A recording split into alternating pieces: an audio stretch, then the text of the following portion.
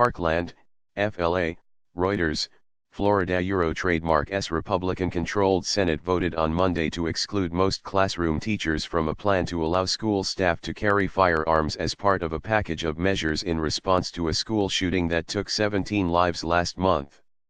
The amendment was designed in part to increase support from many parents, law enforcement officials and legislators in both parties who object to arming teachers, as well as from Governor Rick Scott, a Republican also on record as opposed to the idea.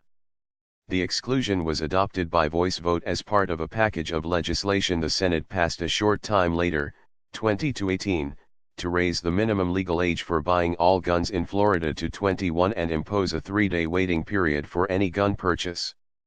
The minimum age for handguns nationally is already 21. But a person can be as young as 18 to buy a rifle in Florida, with no waiting period. Authorities say the man charged with killing 14 students and 3 adult educators at Marjory Stoneman Douglas High School last month in Parkland, Florida, was 18 when he legally purchased the semi-automatic AR-15 style assault rifle used in the massacre. The Senate-passed bill represents a break with the National Rifle Association gun rights lobby, which has resisted proposals to raise age limits or impose new waiting limits. The bill now moves to Florida Euro Trademark's Republican-controlled House of Representatives, where a committee approved similar legislation last week.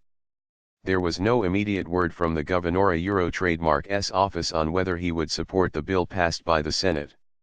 The Florida Senate over the weekend rejected an amendment to ban assault weapons.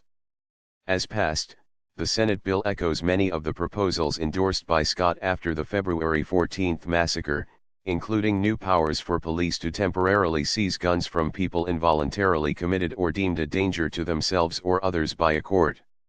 It also allows police to petition a court for a risk protection order barring an individual from possessing firearms if that person is judged as dangerous because of a mental illness or violent behavior. Authorities have said the accused Parkland gunman, Nicholas Cruz, had a history of mental issues, numerous encounters with local police and was expelled from the high school last year for unspecified disciplinary problems. Federal and local law enforcement have also acknowledged receiving multiple warnings about his potential for violence before the shooting. Parents urge action. The House bill includes a measure allowing local sheriff's offices to create voluntary programs to designating school personnel as armed marshals, subject to school district approval and special training.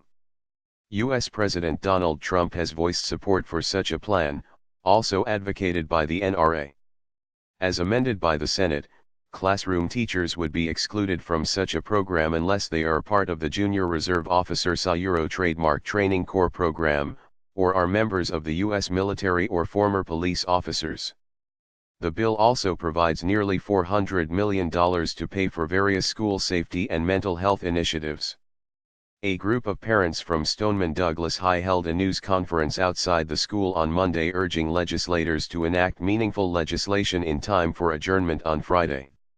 Max Schachter, whose son was among those killed in Parkland, said parents hosted a meeting of 25 law enforcement officials and other experts from across the country to discuss school safety, and all opposed arming teachers. Not a single expert said that was a good idea, Schachter said.